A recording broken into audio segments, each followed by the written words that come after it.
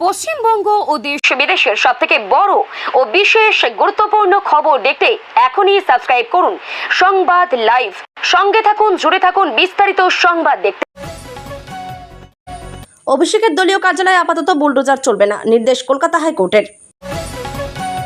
সিজেপির সংসদ চলো কর্মসূচিতে অনুমতি নেই, দিল্লি পুলিশের সুরক্ষায় মোড়া হচ্ছে এলাকা। বিজেপি কুকুরকে দাম দেয় কিন্তু আমাকে দেয় না, খোদ দলের বিরুদ্ধে মহা বিস্ফোরক বিজেপি সাংসদ অনন্ত মহারাজ। তোলপাড় বাংলা। আমুল এলো পশ্চিমবঙ্গে, বিশ্বের বৃহত্তম দড়ি কারখানার ভূমি পুজো দিয়ে শুভেন্দুর নিশানায় মমতার গুজরাট মন্তব্য, বিদলেন শাহ। আপনারা ফিরে আসুন, 1 ঘন্টার মধ্যে ইস্তফা দেব, চ্যালেঞ্জ অভিষেকের। পাল্টা এবার শতাব্দী রায়, এই সিদ্ধান্তটা 5 তারিখ নিলে ভালো হতো। কে সোনু ওয়াংচুক জানি না, সাংবাদিকেরা প্রশ্ন করতেই চরম অস্বস্তিতে প্রিয়াঙ্কা চোপড়ার বোন মন্নারা। গৃহস্থের জন্য দারুণ খবর, গ্যাস ফুরলে এবার সঙ্গে সঙ্গে পেয়ে যাবে নতুন এলপিজি সিলিন্ডার। হাসপাতালে চিকিৎসায় ভরসা নেই, সোনমকে বেআইনি আটক করার অভিযোগ তুলে হাইকোর্টের স্ত্রী গীতাঞ্জলি। ওরা অস্তিত্ব রক্ষায় ব্যস্ত, আমাদের ভুলে গেছে, 21-এর ডাকে আসতে নারাজ নন্দীগ্রামের শহীদ পরিবাররা। শাহের রাজ্য সফর শেষ হতেই রবি সন্ধ্যায় শুভেন্দুর বাসভবনে বৈঠক, উপস্থিত থাকবেন বিজেপির শীর্ষ নেতৃত্ব। সোনমকে হাসপাতালে নিয়ে যেতে হলো কেন, ওর পটাশিয়াম কমে গিয়েছিল, হাইকোর্টের প্রশ্নে সাফাই কেন্দ্রের। পালাবদলে ভেঙে চুরমার তৃণমূল, অভিষেককে ছেড়ে এবার ঋতুর দলে, কোন মুখ খুললেন প্রতিকূল। স্বামীর একাধিক বিয়ে, নালিশ স্ত্রীর, অভিযোগ শুনেই পুলিশ কর্মীকে গ্রেপ্তারের নির্দেশ সীমন্তের। লোকসভায় প্রথম সারিতে বসার যোগ্য নয় ছোট দল কালীঘাট তৃণমূল, বিস্ফোরক সুদীপ।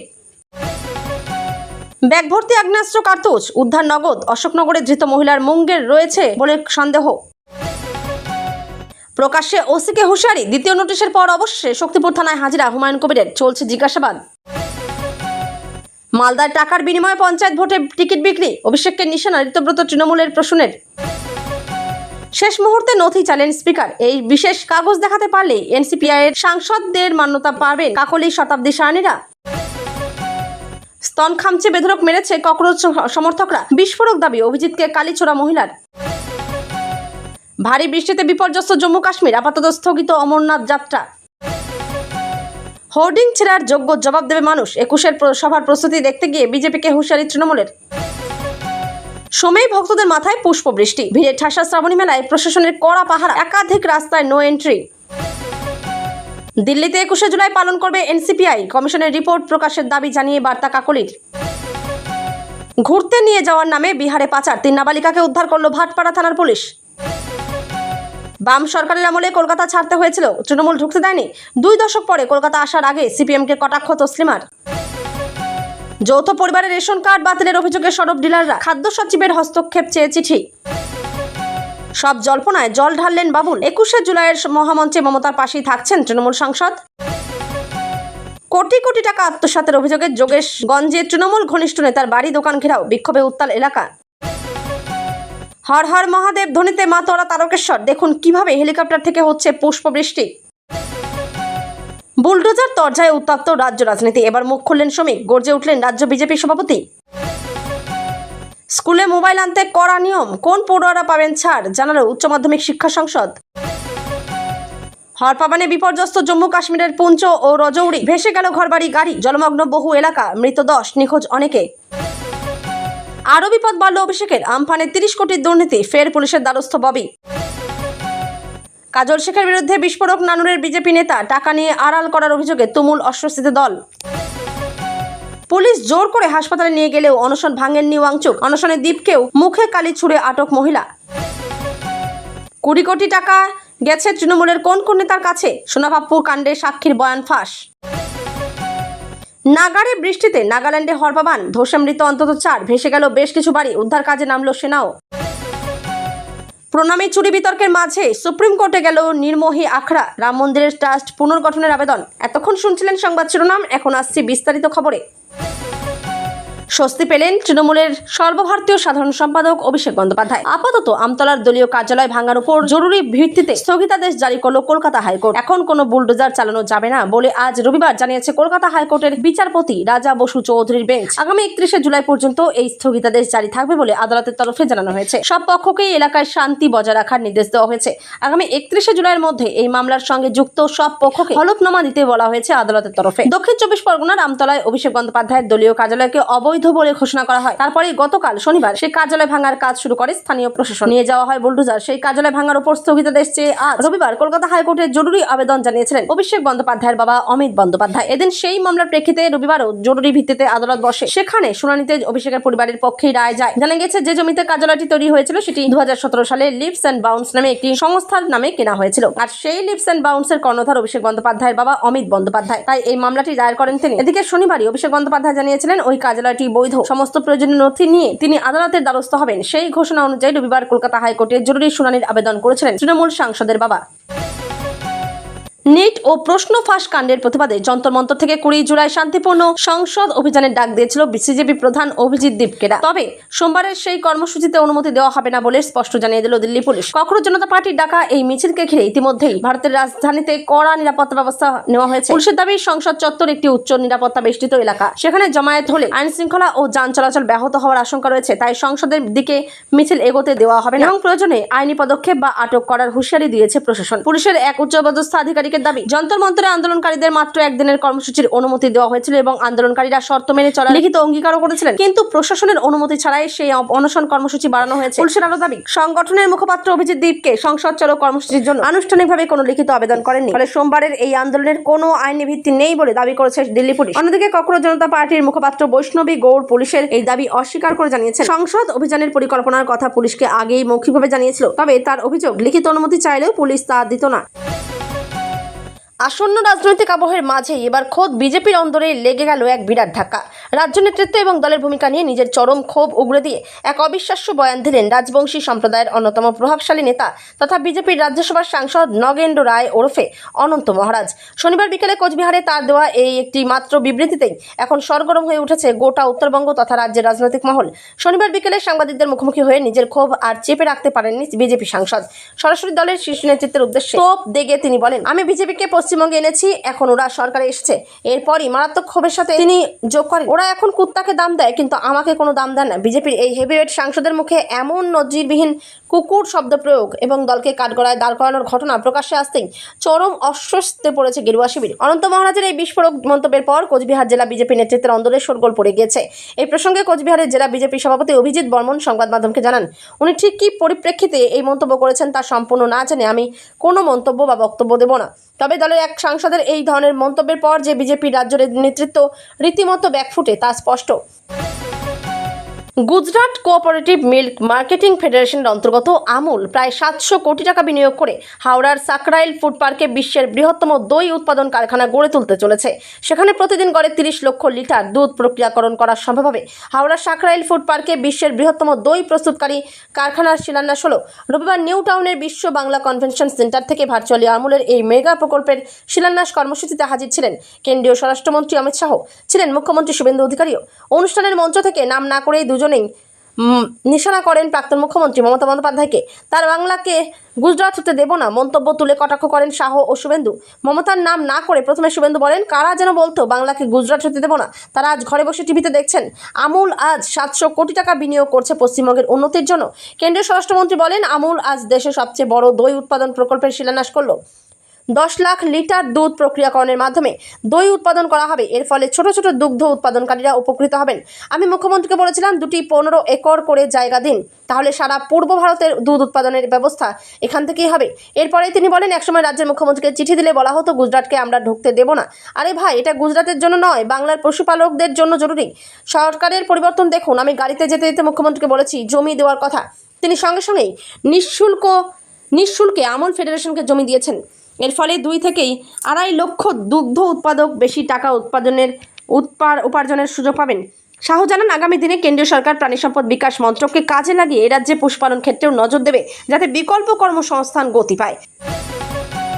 অভিষেকের চ্যালেঞ্জ কটাক্ষ শতাব্দী রায়ের মূলত ভেঙে খান খান কালীঘাট তৃণমূল। এই আবহে আপনারা ফিরে আসুন, 1 ঘন্টার মধ্যে ইস্তফা দেব।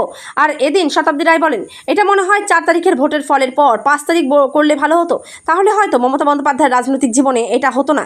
হার জিত আছে, যে কোনো দলই হারতে পারে, জিততে পারে। দল যে টুকরো টুকরো হয়ে গেল, দিদির মতো নেত্রীর দল, সেটা দুঃখজনক। অভিষেকের এই সিদ্ধান্তটা 5 তারিখ নিলে ভালো হতো, যেটা দেরিতে নিল। রাজ্য থেকে ক্ষমতাচ্যুত হয়েছে তৃণমূল, মুখ্যমন্ত্রী চেয়ার হারিয়েছেন মমতা বন্দ্যোপাধ্যায়, ভেঙে খান খান হয়ে গেছে তৃণমূল। আর যারা মমতা বন্দ্যোপাধ্যায়ের সঙ্গ ত্যাগ করেছেন তারা তো বটেই, তৃণমূল নেত্রীর সঙ্গেও থেকে গেছেন। এমন নেতাদেরও একাংশের নিশানায় আজ একজনই, অভিষেক বন্দ্যোপাধ্যায়। দলের করুণ পরিস্থিতির জন্য এই একটা লোককেই দায়ী করে আসছে সবাই, যার পাল্টা হিসেবে এবার মুখ খুললেন খোদ অভিষেক বন্দ্যোপাধ্যায়। ডায়মন্ড হারবার তৃণমূল সাংসদ অভিষেক বন্দ্যোপাধ্যায় বলেন, ওপেন চ্যালেঞ্জ দিচ্ছি, আপনারা ফিরে আসুন, 24 ঘন্টার মধ্যে আমি ইস্তফা দিয়ে দেবো। 24 ঘন্টা চলো, 24 ঘন্টা ছেড়ে দাও, 1 ঘন্টার মধ্যে ইস্তফা দেবো। মূলত অভিষেক বন্দ্যোপাধ্যায়ের বিরুদ্ধে ক্ষোভ প্রকাশ করেই একটা সময় মমতা বন্দ্যোপাধ্যায়ের সঙ্গ ছেড়েছিলেন ঋতব্রত বন্দ্যোপাধ্যায়, সন্দীপন সাহারা। 80 জনের মধ্যে 60 জন তৃণমূল বিধায়ককে নিয়ে তৈরি করেন আলাদা শিবির। পরবর্তীকালে সেখানে যখন একে একে অন্যান্য নেতা নেত্রীরা নাম লেখান, তাদেরও নিশানায় থাকেন সেই অভিষেক বন্দ্যোপাধ্যায়। এমনকি সে সকল সাংসদরা কালীঘাট তৃণমূল ছেড়ে এনসিপিআইয়ের সঙ্গে মিশে গেছেন, তাদেরও অনেকের নিশানায় অভিষেক বন্দ্যোপাধ্যায়। বিদ্রোহী তৃণমূল সাংসদ শতাব্দী রায় বলেন, ও দলে যেভাবে জীবনযাত্রা তৈরি করেছে সেটা চোখে লাগার মতো, এবং তাতেই মানে ওর চলাফেরা, তাতেই কিন্তু ও সবার কাছে অভিযোগের কারণ। যেখানে দিদি মাটিতে বসে চা খায়, সেখানে অভিষেক মাটিতে বসে না। নিট পরীক্ষায় অনিয়ম এবং এই বিতর্কের জেরে শিক্ষার্থীদের মৃত্যুর ঘটনার প্রতিবাদে সিজেপির নেতৃত্বে চলা আন্দোলনের সমর্থনে 28শে জুন থেকে অনির্দিষ্টকালের অনশনে বসেছিলেন সোনম ওয়াংচুক। বলিউডের অধিকাংশ তারকা তাকে সমর্থন জানিয়েছেন। এত কাণ্ডের পরেও সোনম ওয়াংচুকের নামই শোনেনি অভিনেত্রী মন্নারা চোপড়া। তিনি জানেন না শিক্ষা ও সমাজ সংস্কারী সোনম কী কারণে এই মুহূর্তে চর্চায়। খবর, শনিবার গোয়ায় একটি অনুষ্ঠানে মন্নারাকে সাংবাদিকেরা সোনম ওয়াংচুককে নিয়ে প্রশ্ন করেন, কারণ সেদিনই তাকে জোর করে দিল্লির অনশন মঞ্চ থেকে হাসপাতালে স্থানান্তরিত করে প্রশাসন। মন্নারা যে সেসব বিষয়ে ওয়াকিবহাল নন বুঝতে পারেননি সাংবাদিকেরাও, তারাও অস্বস্তিতে পড়ে যান। প্রিয়াঙ্কার তুতো বোনের সঙ্গে সাংবাদিকদের কথোপকথন ততক্ষণে ভাইরাল। সেখানে দেখা গিয়েছে সোনম ওয়াংচুককে নিয়ে করা প্রশ্নের জবাবে মন্নারা প্রথমে বলেন, আমি এ বিষয়ে কোনো মন্তব্য করতে চাই না। সাংবাদিকেরা কিন্তু মন্নারাকে রেহাই দেননি। ফের প্রশ্ন করেন আমির খান। সোনম ওয়াংচুক প্রসঙ্গ এনে জানতে চান সে বিষয়েও। প্রসঙ্গত আমির সম্প্রতি জানিয়েছেন, 3 ইডিয়ট ছবিটি সোনমের জীবন থেকে অনুপ্রাণিত নয়। মন্নারা এবারেও বেকায়দায়। ফের তিনি জানান বিষয়টি সম্পর্কে তিনি কিছুই জানেন না। বিভ্রান্তি অভিনেত্রী। এরপরেই তাকান তার পাশে থাকা একাধিক রিয়েলিটি শোর জয়ী প্রতিযোগী শিব ঠাকরের দিকে। তারপরে দ্রুত সেই জায়গা ছেড়ে চলে যান। সাম্প্রতিক বিষয় সম্পর্কে কিছুই জানেন না চর্চিত এক অভিনেত্রী। ভিডিওয় সেটি ধরা পড়তেই তাকে নিয়ে কটাক্ষ করতে ছাড়েননি নেতা নাগরিকরা। এবার চাইলেই সঙ্গে সঙ্গে পাওয়া যাবে এলপিজি সিলিন্ডার, পাওয়া যাবে এক্সপ্রেস ডেলিভারিও। ভারত পেট্রোলিয়াম কর্পোরেশন লিমিটেড আনলো নতুন এলপিজি পরিষেবা, এর নাম Bharat gas light zip. Bharat গ্যাসের লাইট কম্পোজিট সিলিন্ডারের উপরে ভিত্তি করেই এই হালকা ওজনের গ্যাস সিলিন্ডার আনা হয়েছে। কোম্পানির দাবি এই সিলিন্ডার ব্যবহার করা অনেক সহজ হবে, এতে কোনো জং বা মরচে ধরবে না। যাবতীয় সুরক্ষা ব্যবস্থার পাশাপাশি সবচেয়ে বড় যে সুবিধা থাকবে তা হলো দৃশ্যমান গ্যাস লেভেল ইন্ডিকেটর, অর্থাৎ সিলিন্ডারে গ্যাস কতটা পড়ে আছে তা দেখা যাবে বাইরে থেকেই। ভারত গ্যাসের তরফে জানানো হয়েছে, ভারত গ্যাস লাইট জিপ প্রথমে মুম্বাইতে চালু করা হয়েছে। আগামী 15ই আগস্টের মধ্যে 24টি রাজ্যের 100টি শহরে এই পরিষেবা চালু করা হবে। সম্প্রতি হিন্দুস্তান পেট্রোলিয়াম কর্পোরেশন লিমিটেডও সুইগি ইনস্টামার্টের সঙ্গে হাত মিলিয়ে কুইক কমার্স অ্যাপে এলপিজি সিলিন্ডার ডেলিভারি শুরু করেছে। অর্থাৎ এবার সুইগি ইনস্টামার্ট থেকে গ্যাস সিলিন্ডার অর্ডার করলে তা 5 থেকে 10 মিনিটে ডেলিভার হয়ে যাবে। 10 কেজির কম্পোজিট সিলিন্ডার এবং 5 কেজির মেটাল সিলিন্ডার ডেলিভারি করা হবে। দিল্লি হাইকোর্টের দ্বারস্থ হলেন সোনম ওয়াংচুকের স্ত্রী গীতাঞ্জলি আমং। শনিবার অনশন চলাকালীন যন্তর মন্তর থেকে জোর করে দিল্লি পুলিশ লাদাখের সমাজকর্মীকে সরিয়ে দেয়। তাকে ভর্তি করা হয় সফদরজং হাসপাতালে। এ নিয়ে আপত্তি জানিয়ে গীতাঞ্জলি হাইকোর্টে দাবি করেছেন তার স্বামীকে বেআইনিভাবে আটক করা হয়েছে। হাসপাতালের ওপর ভরসা হারিয়েছি। গীতাঞ্জলি আমং হাসপাতালে সোনমের শারীরিক অবস্থার অবনতি ঘটছে দাবি করে তাকে দ্রুত কোনো বেসরকারি হাসপাতালে স্থানান্তর করার জরুরি শুনানির আর্জি জানিয়েছেন। তার আরও অভিযোগ, সফদরজং হাসপাতালে সোনমকে এক প্রকার বন্দি করে রাখা হয়েছে। এমনকি হাসপাতালের চিকিৎসার স্বচ্ছতা নিয়েও প্রশ্ন তুলেছেন তিনি। সোশ্যাল মিডিয়ায় একটি পোস্টে গীতাঞ্জলি লেখেন, আমি সরকারি সফদরজং হাসপাতালের উপর ভরসা হারিয়েছি। তার দাবি হাসপাতাল কর্তৃপক্ষ তাদের জানিয়েছিল সোনমের শরীরে পটাশিয়ামের মাত্রা কমে 2.9 হয়ে গেছে, যা অত্যন্ত উদ্বেগজনক। অথচ হাসপাতালের পাবলিক হেলথ বুলেটিনে এই আসল সংখ্যাটি না লিখে শুধু পটাশিয়ামের মাত্রা কমছে বলে উল্লেখ করা হয়। অন্য একটি ল্যাবরেটরিতে পরীক্ষা করা হলে দেখা যায় পটাশিয়ামের মাত্রা 3.5, যা সম্পূর্ণ স্বাভাবিক। গীতাঞ্জলির অভিযোগ, সোনমকে ছাড়ার অনুরোধ করলেও হাসপাতাল তা শোনেনি। উল্টে সেখানে 100 জনেরও বেশি পুলিশ মোতায়েন করে তাদের গতিবিধি নিয়ন্ত্রণ করা হচ্ছে।